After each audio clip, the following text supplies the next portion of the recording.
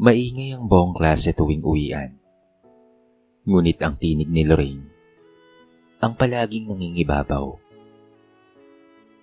Kilala siya bilang pinakamaporma. Laging may dalang mamahaling gamit. O iyon ang iniisip ng kanyang mga kaklase. Suot niya ang lumang bag na pinalamutian ng peking tatak. Pero sinasabi niyang iyon ay imported mula sa abroad. Padala raw ng kanyang tita na nasa Amerika. Walang may lakas ng loob na kumwestiyon dahil sa bilis at yabang ng kanyang pananalita. Tila ba totoo ang lahat? Sa kanilang lugar, si Lorraine ay kilala ring mayabang. Kapag umuwi siya mula sa eskwela, palagi siyang nagpapababa sa harap ng malaking mansyon ng mga Gonzaga. Doon niya pinalalabas na siya raw ay nakatira roon. Pero ang totoo, likod lamang ng mansyon ang kanyang tirahan. Isang masikip at marupok na barong-barong na halos hindi kayang protektahan sila sa ulan. Doon kasama niya ang kanyang inang si Aling Melba, na araw-araw ay naglalabada sa iba't ibang mga bahay upang may pambili lamang sila ng kanilang makakain. Pero para kay Lorraine, hindi mahalaga ang katotohanan. Ang mahalaga ay kung papaano siyang nakikita ng iba. Alam niyo ba, 3 kotse na ang binili ni Daddy mula nang dumating siya galing Singapore. Pagmamalaki niya minsang nag-uusap ang mga kaklase patungkol sa kanilang pamilya. Napatingin ang ilan, humanga, at may mga nanahimik lang, ngunit hindi lahat ay naniniwala. Lalo na si Jenny, ang kaklaseng laging mapanuri, at si Grace, na madalas niyang nilalait dahil laging simple lamang ang gamit at luma ang uniforme. Talaga, Lorraine? Sabat naman ni Grace. Mahina ang boses, ngunit may halong duda.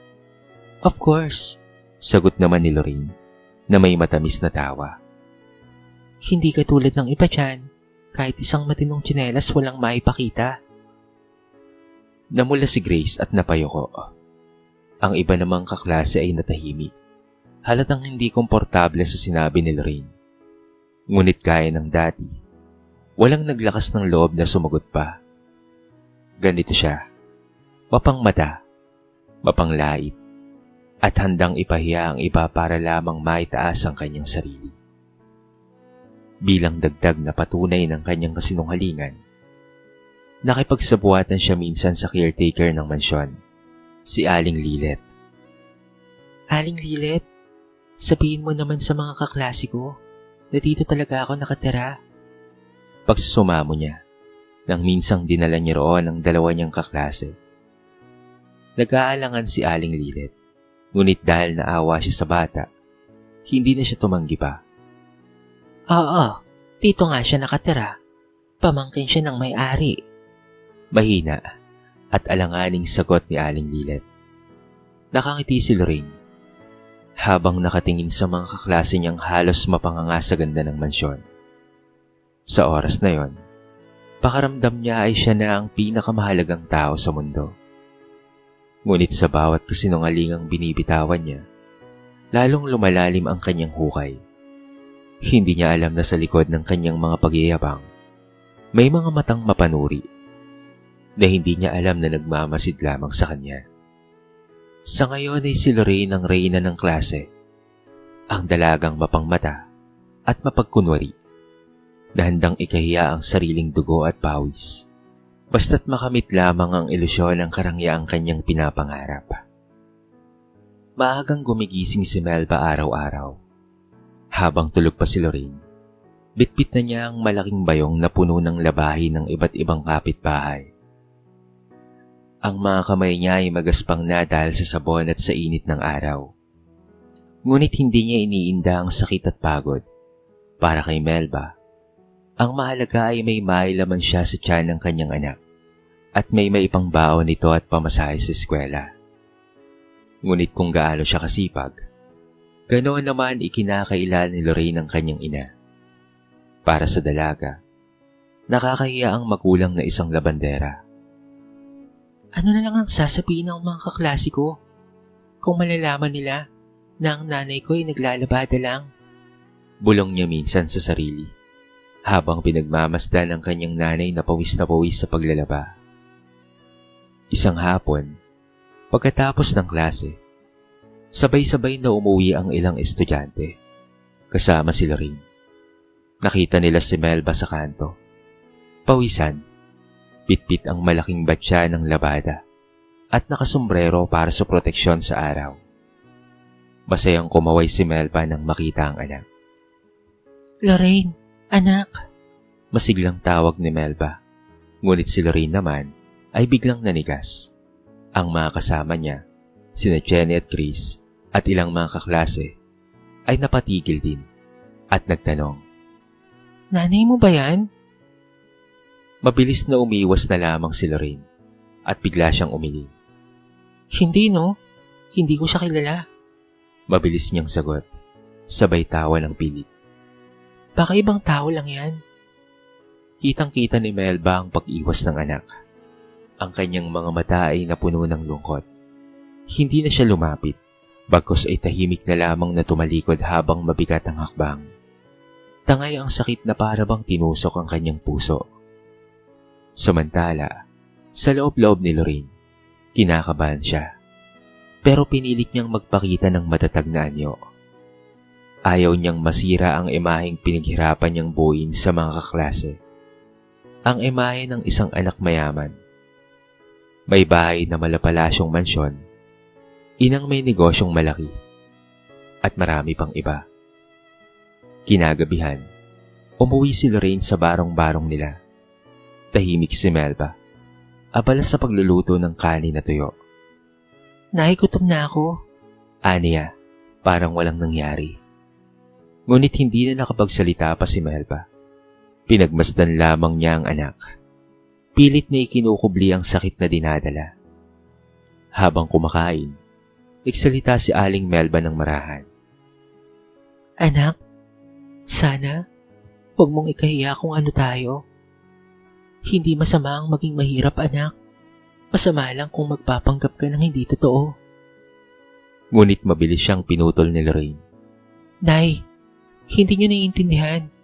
Kapag nalaman nila ang totoo, pagtatawanan lang nila ako.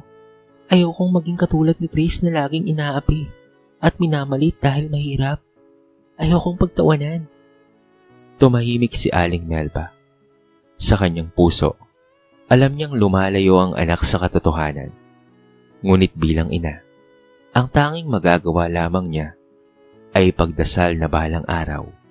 Makita ni Lorraine na ang yaman at dangal ay hindi nasusukat sa pamamagitan ng pera o mansyon, kung hindi sa mabuting puso at marangal na pamumuhay. At habang ang gabing iyon ay bumabalot sa maliit nilang barong-barong, hindi alam ni Lorraine na sa bawat araw na lumilipas, papalapit na siya sa isang pagbagsak na hindi niya inaasahan kailanman. Isang pagbagsak na magtuturo sa kanya ng aral na hindi niya malilimutan. Maagang pumasok si Lorraine sa klase. Suot ang bagong headband na binili niya sa ukay-ukay. Pero syempre, iba ang kanyang kwento roon. Galing ito sa Dubai. Bigay ng pinsan ko. Mahal to, no? Limited edition kasi. Pagmamalaki niya, habang pinagmamasdan ng mga kaklase. Napapahiling si Grace, na tahimik lamang at abala sa pagbabasa ng lumang libro. Ngunit bago pa siya makapagsalita, nilapitan siya ni Lorraine. Oy Grace, kailan ka makakabili ng bago? Nakakahiya ka naman. Luma na yung gamit mo. Baka isipin ng iba ay kawawa ka. Hindi na lang kumibo si Grace. Sanay na siya sa mga panlalait ni Lorraine. Pero ramdam niya ang bigat ng bawat salita. Ang ilan namang kaklase, halata ang pagkadismaya. Pero wala pa ring naglalakas loob na kontrahin ng pangmamata ni Lorraine. Samantala, napansin ni Jenny na kilala sa pagiging mapanuri ang kakaibang asal nitong si Lorraine. Hindi siya kaagad nagsalita. Ngunit may pumasok sa kanyang isip. Bakit kaya parang pawang kwento lamang ang mga sinasabi niya? Dumating ang isang araw na nagkaroon ng group project. Kailangan nilang gumawa ng presentasyon patungkol sa pamilya. Sa bahay na lang natin gawin. Suwestyon ni Grace, sabay tingin kay Jenny. Ngunit mabilis na sumabat si Lorraine. Hindi, sa mansyon na lamang namin. Maluwag doon. May malaking sala. May aircon pa. Mas komportable kayong lahat doon. Nagkatinginan ng mga kaklase. Sabay-sabay na napanganga. Ang ilan ay sabik na makita ang bahay na tinutukoy ni Lorraine. Lalo na, at ilang ulit niya na itong pinagyayabang. Kinagabihan, halos hindi makatulog si Lorraine. Alam niyang delikado ang sitwasyon. Baka mabunyag ang kanyang sikreto. Kaya't kinausap niya si Aling Lilet, ang caretaker ng mansyon. Aling Lilet, tulungan niyo naman po ako. May mga kaklase po kasi akong pupunta dito. Sabihin niyo na lang po na ako po ay pamangkin ni Mrs. Gonzaga. Please po, Aling Lilet. Kahit ngayon lang po. Nag-alinlangan si Aling Lilet. Lorraine, hindi tama ang ginagawa mo. Kapag nalaman ng mga magulang mo to, lalo na ng mga Gonzaga, ay lagot ka. Ngunit dahil naawa siya sa dalaga, pumayag na rin. Pero sige na nga. Pero sana huli na to ha. Hindi na mauulit pa. Dumating ang araw ng group project. Nang makita ng mga kaklase ang mansyon, halos mapanganga ang mga ito sa laki at ganda. Grabe, Lorraine. Ang yaman niyo pala talaga. Bulalas ng isa. Nakangiting tinanggap ni Lorraine ang papuri. Sabi ko naman sa inyo, di ba? Welcome kayo sa bahay namin. Habang sila'y nagtatrabaho, lumapit si Aling Lilet at nagbitaw ng alanganing salita. Mga bata, mabutit dumalaw kayo sa bahay ng pamangkin ko. Napakunot ang noo ni Jenny. Tila may kakaiba siyang napansin. Matapos ang araw na yon, mas lalo pang tumaas ang kumpiyansa ni Lorraine. Sa tingin niya, wala nang makakahuli sa kanyang pagpapanggap. Ngunit hindi niya alam, nagsisimula nang magduda si Jenny. At sa kanyang puso, alam niyang mayroong kulang. May mga bagay na hindi nagtatagpi-tagpi sa kwento ni Lorraine. At sa bawat yabang na binibitawan ni Lorraine, unti-unti na ring nabobuo ang mga tanong na magbubunyag ng kanyang tunay na pagkatao. Hindi maalis sa isipan ni Jenny ang sinabi ni Aling Lilet noong nagpunta sila sa mansyon. Pamangkin ko? Aniya. Ngunit bakit tila alangani ng tono? At bakit tuwing uwian, napapansin niyang hindi naman talaga pumapasok si Lorraine sa loob ng mansyon? Dumating ang isang hapon na minabuti ni Jenny na sundan si Lorraine ng palihim. Nakapila silang lahat papalabas ng eskwela. At gaya ng nakasanayan, huminto si Lorraine sa tapat ng malaking gate ng mansyon. Pumara siya ng tricycle. Ngunit imbes na pumasok sa loob, naglakad dito palibot sa gilid. Nagkubli si Jenny at dahan-dahang sumunod. Sa likod ng mataas na pader, isang makipot na eskinita ang kanyang nadaanan. Amoy estero, halong usok at basura, at mga barong-barong na dikit-dikit. At doon, nakita niya si Lorraine na pumasok sa isang marupok na bahay, nagawa lamang sa kahoy at yero. Halos hindi makapaniwala si Jenny sa kanyang nakita. Lumabas si Aling Melba, pawisan at bitbitang pasang labada. Anak, kumain ka na muna ha? May niluto akong lugaw. Malambing ang boses ng ina, ngunit halatang pagod na pagod. Si Lorraine, nakaupo at nakasimangot. Nay, sinabi ko na sa inyo na huwag kayong lalapit sa akin kapag nasa labas ako. Nakakahiya po, Nay. Doon ay tuluyang napatunayan ni Jenny ang hinala niya na matagal na. Hindi pala totoo ang lahat ng ipinagyayabang ni Lorraine. Hindi ito anak mayaman. Hindi ito nakatira sa mansyon. Isa lamang itong dalagang mahirap na nagpupumilit na maging iba kesa sa tunay niyang pagkatao. Kinabukasan sa eskwela, hindi na nakapagpikil pa si Jenny. Habang recess, nagtipon ng ilang mga kaklase. May sasabihin ako sa inyo. Patungkol kay Lorraine. Panimula niya. Ano yun? Tanong ng isa. Hindi talaga siya nakatira sa mansyon. Nakita ko kahapon. Nakatira siya sa barong-barong sa likod ng mansyon. Ang nanay niya ay labandera. Napasinghap ang kanyang mga kaklase.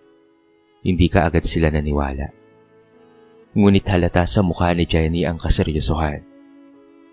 Hindi ako nagsisinungaling. Dagdag pa niya. Nakita ko mismo. Mismo sa dalawang mata ko. Mabilis na kumalat ang balita sa buong klase. Ang ilan ay nagbulong-bulungan. Ang iba naman ay nagtawanan. At may ilang ring nahabag. Ngunit isa lamang ang sigurado. Nagsimula nang mabasag ang ilusyon na matagal nang itinayo ni Lorraine. Kinahapunan, napansin ni Lorraine ang mga titig ng kanyang mga kaklase. May mga nakangisi. May mga nag-uusap-usap habang nakatingin sa kanya. Bakit ba? Iritadong tanong niya. Ngunit walang sumagot ni isa. Ramdam niyang mayroong kakaiba. Hindi niya alam na kumakalat na pala ang katotohanan. At sa likod ng kanyang takot, isang tanong ang bumabagabag sa kanyang isip. Hanggang kailan ko pa may itatago ito? Habang naglalakad siya pauwi, ramdam niyang mabigat ang kanyang bawat hakbang. Ang dating pakiramdam niya ay siyang pinakamataas. Ngayon ay para bang may malaking anino ng kahiyan na unti-unting lumalamon sa kanya. Hindi pa niya alam na sa mga susunod na araw, tuluyan ng malalantad ang lahat sa paraang hindi niya matatakasan. Isang linggo matapos kumalat ang kismis na ibinunyag ni Jenny, nagsimula nang maging mailap ang mga kaklase kay Lorraine. Tuwing pumapasok siya sa silid-aralan, ramdam niya ang mga matang nakatingin, ang mga bulungan at tawa na pilit na itinatago. Hindi niya alam kung gaano kalawak ang usap-usapan, pero sa bawat araw, mas lalong dumarami ang mga duda. Oy Lorraine, Biro ng isa. kailan mo ulit kami iimbitahan sa mansyon mo? Napatigil siya. Napilitang umiti. Soon, busy lang si Mami sa negosyo niya. Ngunit sa loob-loob niya, ay talaga namang kabado na siya. Hanggang isang araw, dumating ang pagkakataong kinakatakutan niya. Nagplano ang klase na gawin ng group project sa bahay niya. Hindi na siya tinanong kung pwede, basta't lahat ay nagdesisyon doon sila pumunta. Hindi na siya nakatangki. Ayaw niyang mapahiya ng direkta, kaya't pumayag siya. Umaasang papayag ulit si Aling Lilat sa kanyang gagawin para lamang maisalba ang kanyang sitwasyon. Ngunit sa araw mismo ng pagpunta, hindi siya nakapaghanda. Hindi niya nasabihan si Aling Lilat at hindi niya alam na sabay-sabay na pala siyang susundan ng buong grupo. Pagdating nila sa mansyon, abot tenga pa ang ngiti ni Lorraine. Pasok kayo. Wika niya, kahit hindi pa nabubuksan ng gate. Ngunit laking gulat niya nang hindi sumipot si Aling Lilat. Hindi ito lumabas. Ilang minuto silang naghintay sa labas at nagsimulang magtanong ang mga kaklase. Akala ko ba dito ka nakatira? Usisa ni Jenny habang nakataas ang kilay. Hindi makasagot si Lorraine. Pinagpapawisan siya. Pilit na nag-iisip ng dahilan. Kasi wala si Mama. Baka nasa loob lang. Ngunit bago pa siya makapagpalusot, dumaan si Melba. Pawisan at bitbit ang mga labahin. Anak, bakit nandito ka? Dapat nasa bahay ka na. Sabi nito. Halos matunaw si Lorraine sa kinatatayuan niya. Nagulat ang mga kaklase niya, lalo na nang makita nilang lumapit si Aling Melba at marahang hinawakan ng kamay ng dalaga. Uwi na tayo, anak. Magluluto pa ako ng hapunan eh. Napapagod na ako. Tahimik lamang ang lahat. Pagkatapos, may narinig silang nagbiro. Yan ba ang nanay mo? Hindi ba't sabi mo businesswoman siya? Bakit may hawak ng labada? Natawa ang ilan, habang ang iba ay nagkatinginan. Halatang nahabag, ngunit para kay Lorraine, Parang gumuho ang buong mundo. Nahuli siya. Hindi sa lihim na usapan, kung hindi sa mismong harap ng mga kaklase na dati niyang nilalait-lait. Hindi totoo to. Nanginginig niyang bulong, ngunit wala nang nakinig. Alam ko na. Sabi ni Jenny. Kaya pala lagi kang nagpapababa dito. Hindi ka talaga nakatira sa mansyon. Nagsimula na ang bulong-bulungan. Ang ilan ay nagtawanan. Ang iba ay umiling. At si Grace, na dati laging biktima ng kanyang panlalait, tahimik lamang na naglakad papalayo. Hindi niya kayang tignan si Lorraine. Hindi dahil sa galit, kung hindi dahil sa awa. Si Lorraine naman, halos hindi na makagalaw. Gusto niyang tumakbo. Gusto niyang magtago. Ngunit saan siya pupunta? Kung mismong katotohanan na ang umahabol sa kanya. Sa gabing iyon, umuwi siyang luhaan. Halos walang lakas ang katawan. Wala na siyang mukha pang may papakita kinabukasan. At sa kauna-unahang pagkakataon, naramdaman niya ang bigat ng kahiyang siya mismo ang nagdala sa kanyang sarili. Kinabukasan, pumasok pa rin si Lorraine sa klase. Ngunit ibang-iba na ang kanyang pakiramdam. Kung dati ay siya ang sentro ng atensyon, ngayon, wala na ni isang bumabati sa kanya. Ang dating masigla at puno ng ingay na silid ay tila naging malamig at puno ng bulungan. Yan yung nagyayabang na anak daw ng mayaman ko, no? Rinig niyang bulong ng ilan. Pero sa squatter pala talaga nakatira. Sabat ng isa pa na may halong tawa. Para bang bawat titig ng mga kaklase niya ay matalim na kutsilyo na tumatagos sa kanyang puso.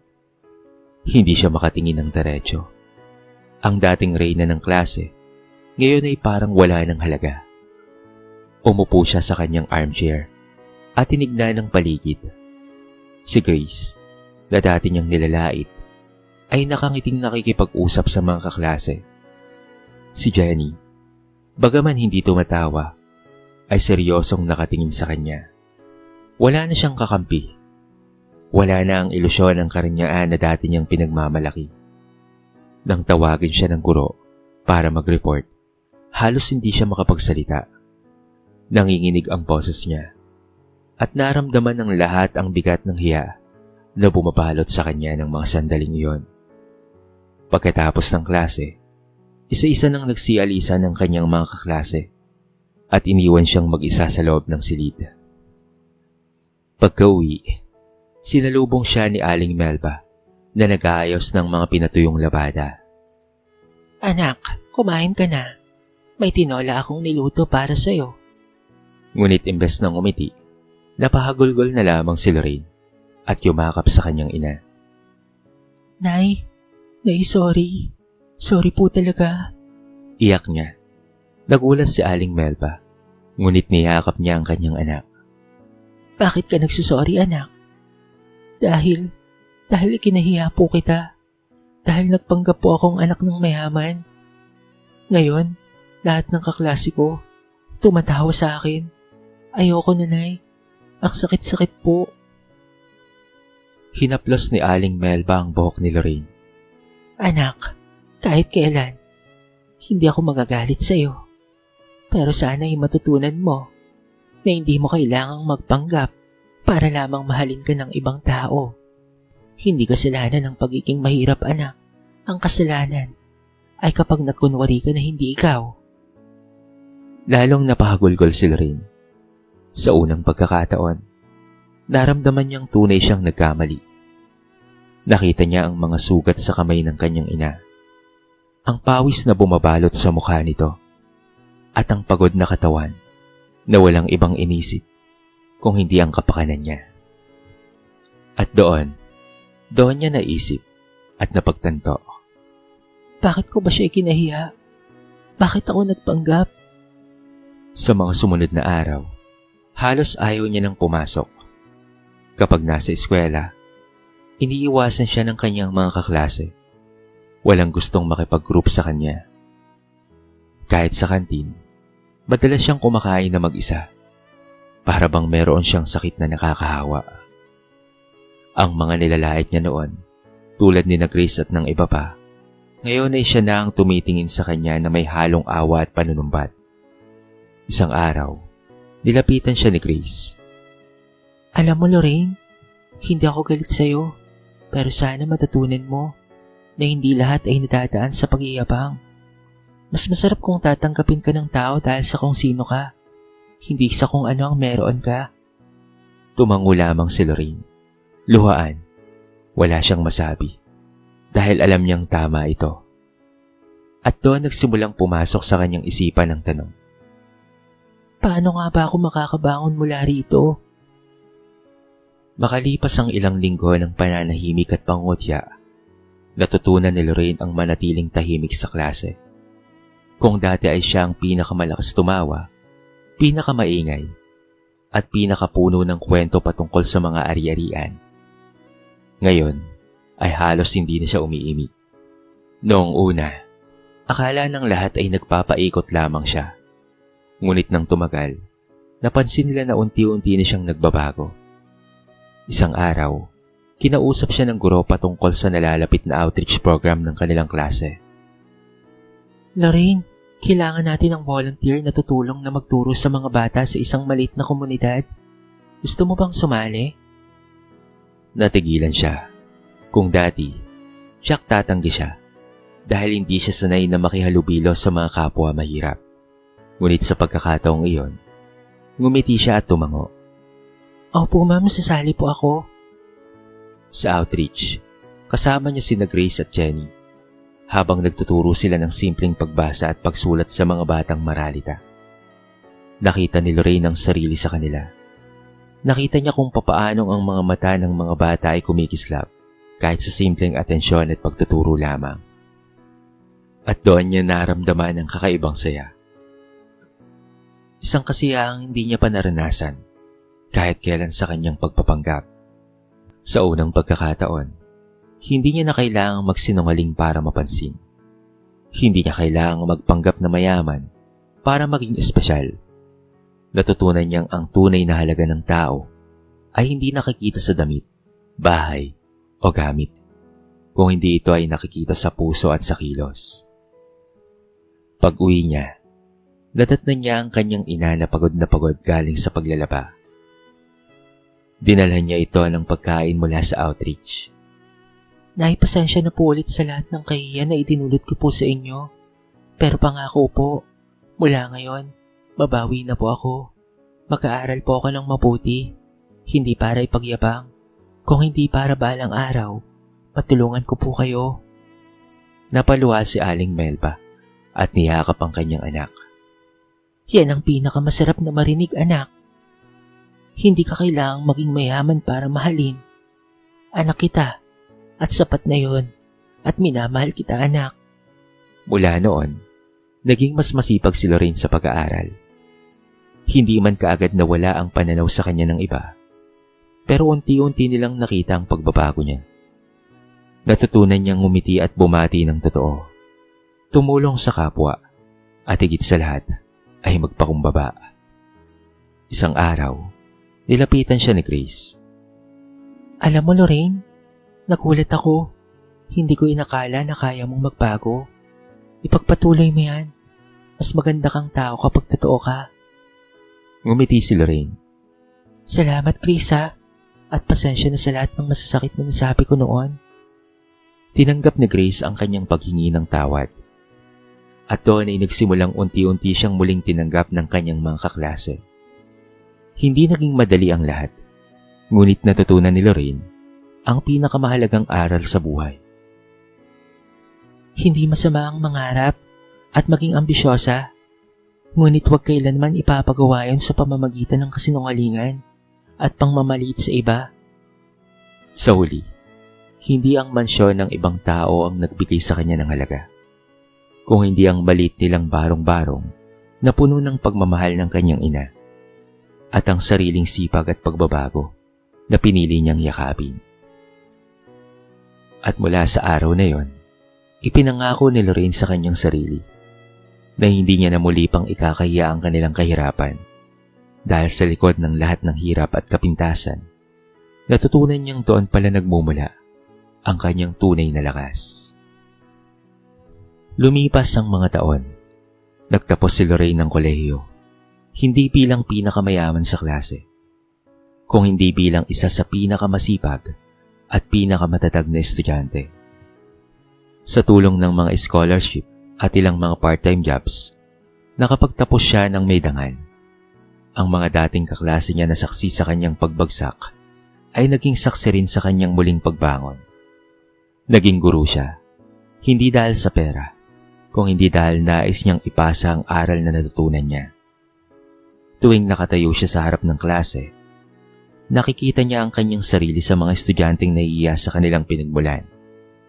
Sa bawat kwento niya patungkol sa katapatan at pagpapakumbaba, alam niyang nakakaabot siya hindi lamang sa isip, kung hindi pati na rin sa puso ng mga nakikinig. Samantala, ang kanyang ina na si Aling Melba, bagaman matanda na at mahina, ay masaya sa pagbabago ng anak. Hindi ako nagkamali nang ipinaglabang kita, anak. Wika nito, habang magkasama silang kumakain.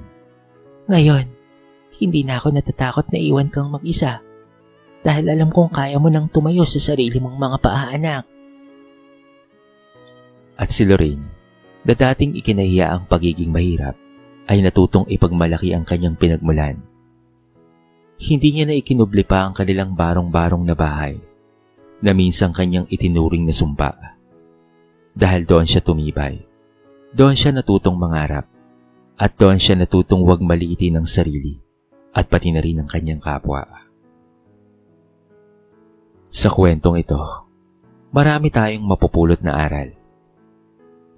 Ang tunay na halaga ng tao ay hindi nakikita sa kanyang yaman o tirahan, kung hindi sa kanyang puso at gawa. Ang kahirapan ay hindi dapat ikahiya. Ito ay hagdan tungo sa mataas na pangarap, kung saan sasamahan ng sipag, tiyaga at katapatan. Ang pagpapanggap at kayabangan ay pansamantalang aliw lamang, ngunit ang katotohanan at kabutihan ay nagbibigay ng pangmatagalang respeto at pagmamahal. Sa huli, naging halimbawa si Lorraine sa kanilang lugar, na minsan, ang pinakamalaking pagbagsak ay siyang nagiging daan upang matutunan ng tao ang pinakamahalagang aral sa buhay. Mas mabuting maging totoo at payak kaysa magpanggap at mabuhay sa kasinungalingan.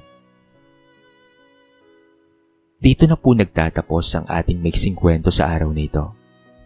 Sana po ay nagustuhan nyo, mga kabarangay, at sana po ay kinapulutan nyo ng maraming aral. Kayo po, anong masasabi nyo sa ating kwento? I-comment nyo naman sa baba ang inyong mga reaksyon at babasahin natin ang lahat ng yan. I-comment nyo na rin kung taga saan kayo para naman malaman ko kung hanggang saan nakaabot ang video na ito. Paki-like and share na rin ang ating kwento para mapakinggan rin ng iba. At kung bago ka pa lamang sa ating channel, baka naman pwedeng pakihit ang subscribe button at bell notification button para palagi kang updated sa mga bago nating upload na katulad nito. So paano, mga kabarangay? Hanggang sa muli. Thank you so much and peace out.